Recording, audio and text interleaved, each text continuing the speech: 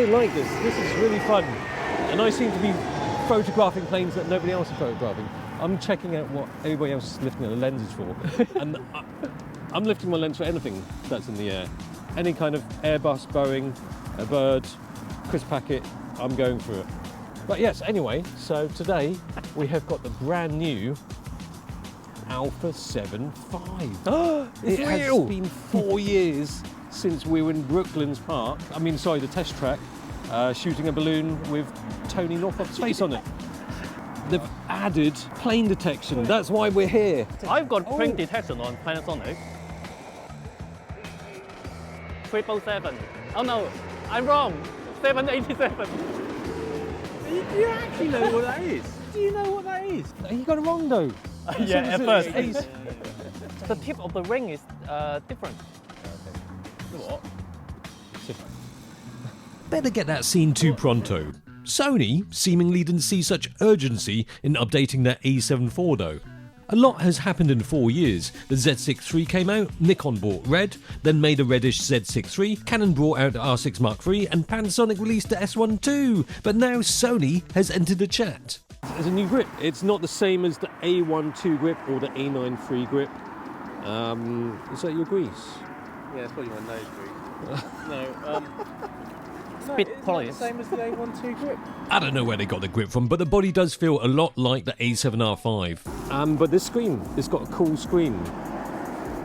The screen is cool. Yeah, so 3.2-inch screen. Oh. It does all the But you can do ray gun type stuff. Verticals, horizontals, diagonals, whatever you like. It's good for that. Well, it's just like Panasonic, isn't it? It's just like Panasonic, you fanboy. But the Nikon Z6 III doesn't have it, does it? Nikon Z6 III just flips out. all the other cameras just. The Canon just flips out. Yeah. So it's either Panasonic or Sony when it comes to the screen. Or Fujifilm, some of them. Yeah. Did they?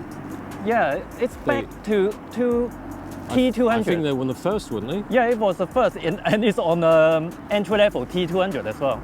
I really wish these 4-axis screens were more common. They're really the best type of screens for a proper hybrid camera. Something to be excited about. Not quite so the EVF, however.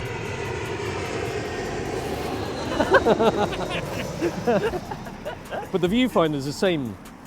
Just now Dan was having a look at it and he thought, wow, it's big. Well, it's big compared to that. Exactly, he's coming from the A7CR. Mind you, perhaps it doesn't really need to change. It's good enough. Although it has to be said that Nikon and Panasonic put higher res EVFs in their Z6 III and S1 II respectively. So anyway, why... Oh, yeah, quick! This is a big one. Oh, it's a big one. Yes. Oh, look at that.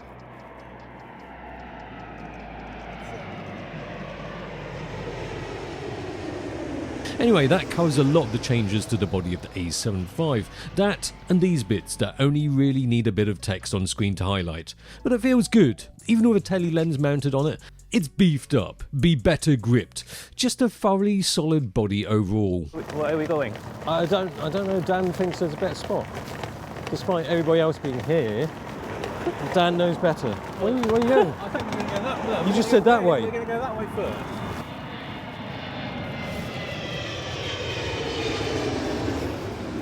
You're like going, you're like flying today. Yeah. I want to get really head on. Oh, another one. What's that?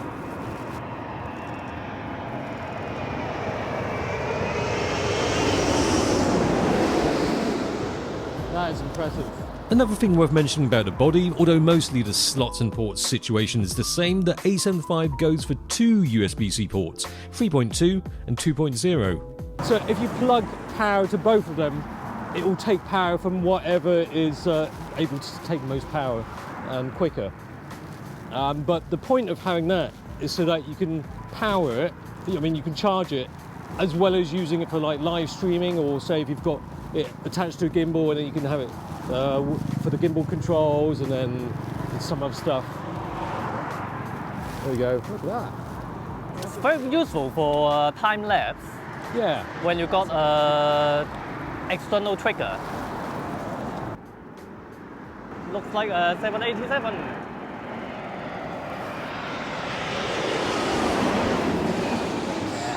That's the benefit of the screen, isn't it? but you can still do this without flipping it out. Useful if using your viewfinder's inconvenient. Or clogged up, apparently. Dan's toilet habits are very questionable. Now onto the juicy bits, the performance tweaks. Obviously, it used the same battery as before, but somehow they managed to eke out more shots on the same battery. So 630 shots using the EVF, before it was 500 and something. It's because of the Bion's XR... Is it XR2? There you go. Look at all those planes are stacked up. Yeah, it is really cool. Stacked planes, great. Stacked, generally cool. Oh, there's a tractor. What was the tractor doing here? Ruined my segue. The A74 has got a partially stacked sensor, see what I was doing there, combined with the new processor, it takes things to a higher level. What kind of performance? Well, 30 FPS. Instead of just 10 FPS mechanical, and it is still just 10 FPS mechanical, it does 30 electronic now. Dan's nudging me. It's a good shot. Look at that. Oh, it's got red nose. Yeah, it's good, right?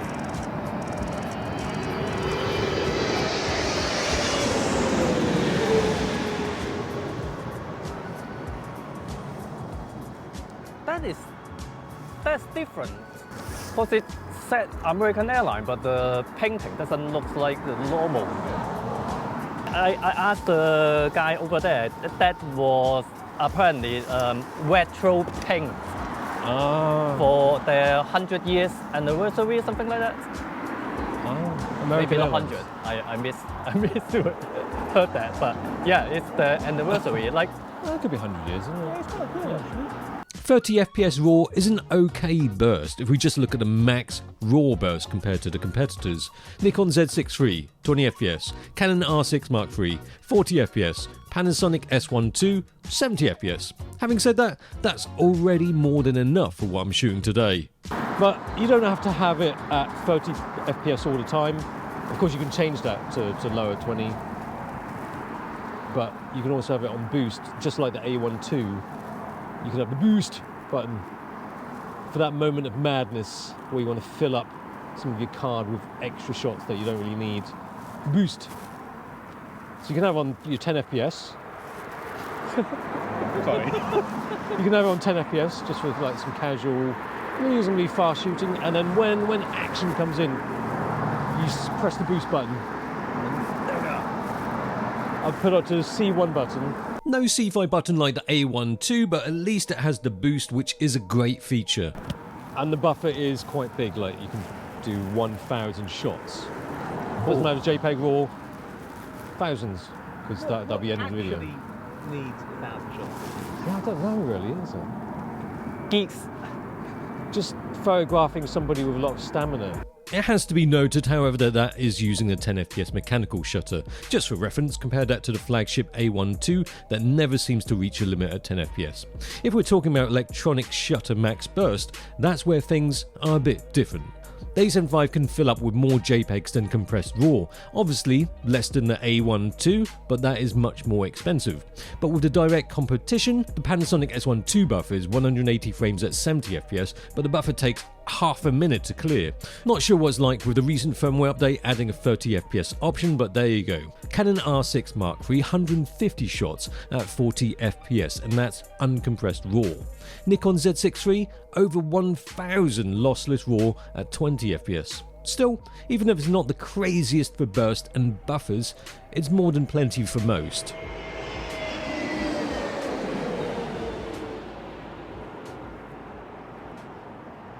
Not only has this got plane mode, but it's got auto mode. So I don't need to just switch it to plane mode. Really? This is what you pay the money for. I'm just going to switch it to auto because there's just no shortage of subjects here. Not only have you got planes, you've got cars, you've got horses. Like if I get bored of taking photos of planes, boom. Oh look, there's a horse there. Yeah. The horses and planes. Somebody's going to say they're ponies or something like that. They are ponies. Oh, there you go. I didn't realise that pedanticness would come so soon. Barbed wire. I love barbed wire. The switching between different subject recognition is seamless and quick, and you can choose what types are included, although it's not like the auto subject recognition is really being tested to the max here. It's coming at incredible speeds, Dan. I don't know if I might need to do the boost. Boost! That's the boost. Can you hear it? It knows you're boosting. It's coming Boost. for you. This makes that sound, but you can actually change the sound. There's 6 levels of it, as you can hear.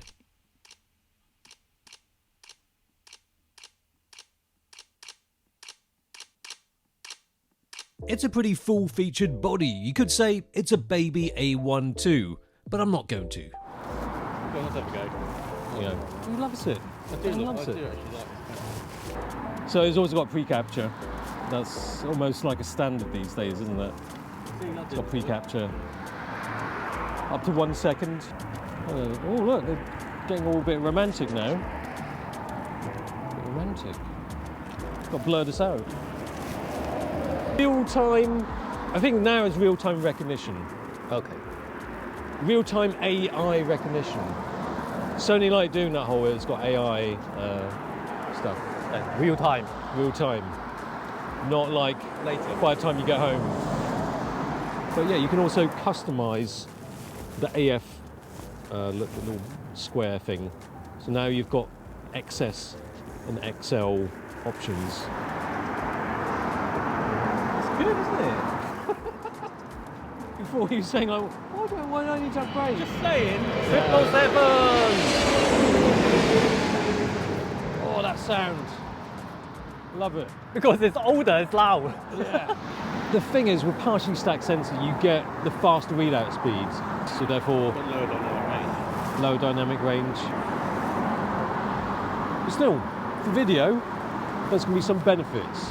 For one, there's less rolling shutter effect than the backside illuminated sensor of the A7 II and thus the A7 IV and FX2. However, it does seem to exhibit a bit more rolling shutter effect than the Nikon ZR, as you can see here. So it seems the readout speed is not quite as quick on the Sony, but yes, the Sony does have more megapixels.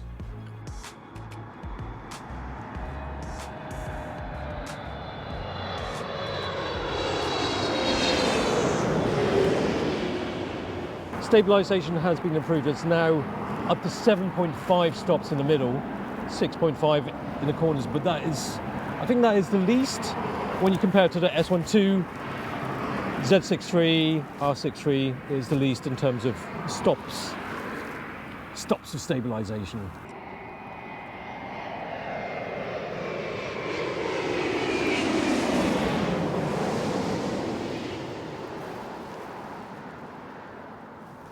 So yeah, that was it for stills. We haven't really done any video.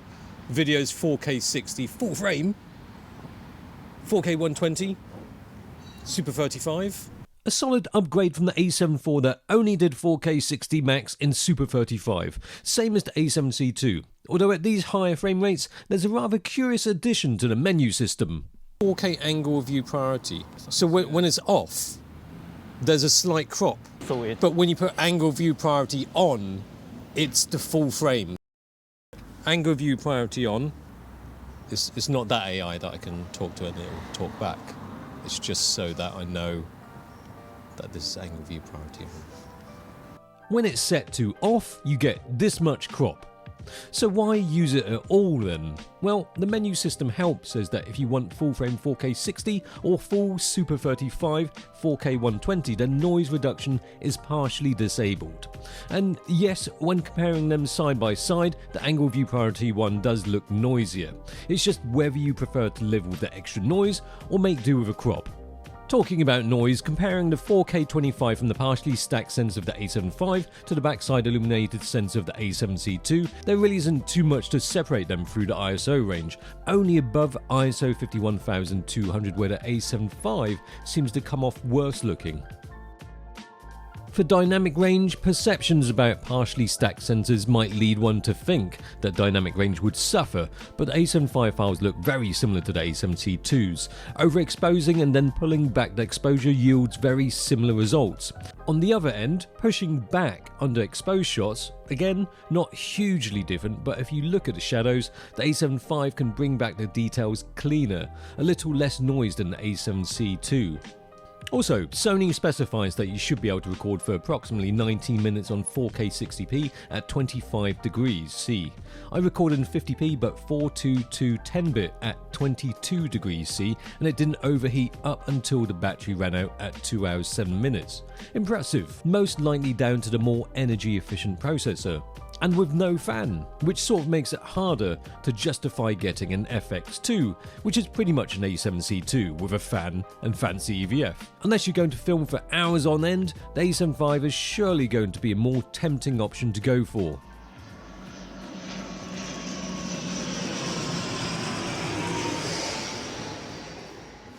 So monitor low bright. When you're not taking a photo, it'll just dim the monitors down.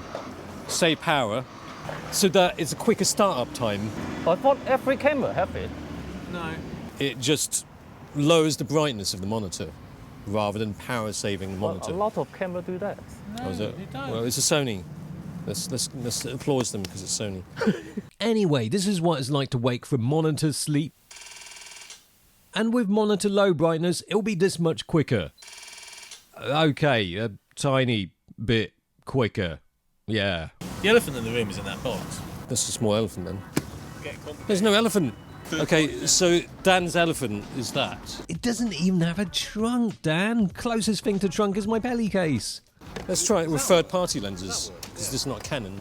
No, but the thingy didn't work. Yeah, the Viltrox didn't work. How can I? Because it's not working. What the hell? What the hell? What the hell? I think they've done something. They've done a stealthy Canon. They've taken the party away from the thirds.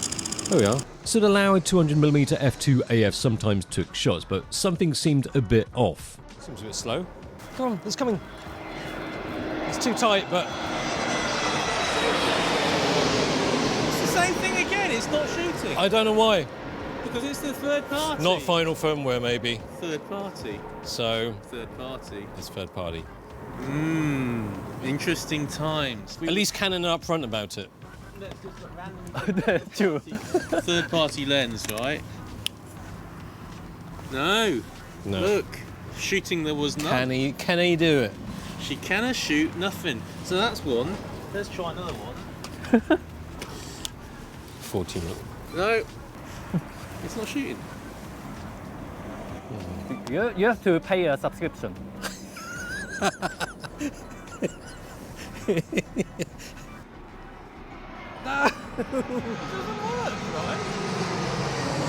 No.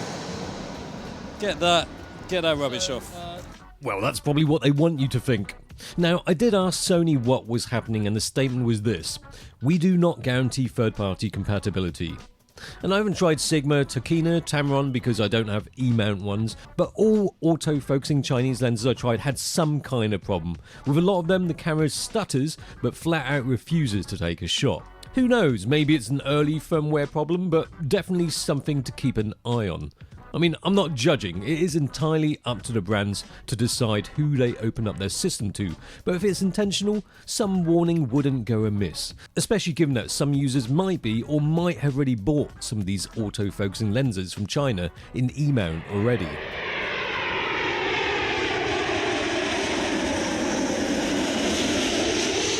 Hey, I really like the A7 V, it's fantastic. No, but seriously, nobody knows for sure 100% what the big picture is going to be until it starts shipping, and perhaps when people start updating their other Sonys to latest firmware. But putting that aside neatly if we can, the A7 V offers up a lot of huge benefits. It's a body filled with that performance potential that keeps it competing with its rivals, and undeniably its biggest attraction is its Sony-ness, even if some other cameras might be spec'd higher. It's a strong showing in the Sony lineup, making it not just the next level up from the A7C2, but taking the shine off recent cameras like the FX2. The A7C5 has put everything and even more that you could possibly ever need in a hybrid camera. very cool. That is awesome. Shout out to the sponsor of this video, Squarespace.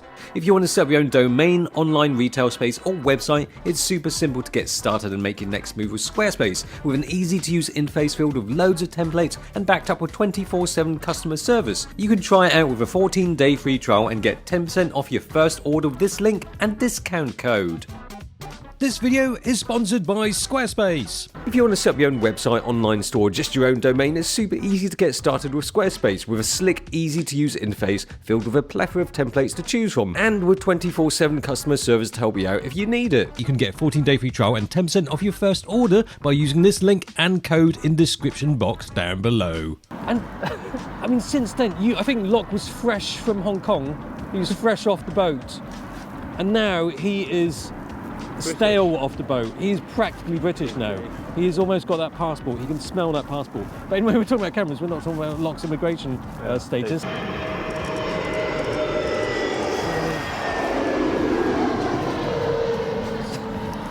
I'm a bit giddy. This is my first time here. I just feel like waving to all the planes. You alright? I'm never all right. I'll just ride this like a horse. What? Dead there. What do you mean I'm going to get dead? The cyclists come down there and speed and It's not a cycle lane, is it? you will get some angry bike. Yeah, but it's not a cycle lane, is it? It is. What do you mean?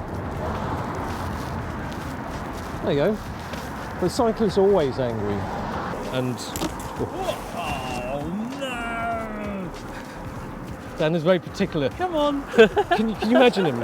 He's been doing photojournalism for so many years. Yeah, exactly. In China, in war zones. And can you imagine him going to war zone and be like, It's a scratch. I'm alive, but my gear is scratched now.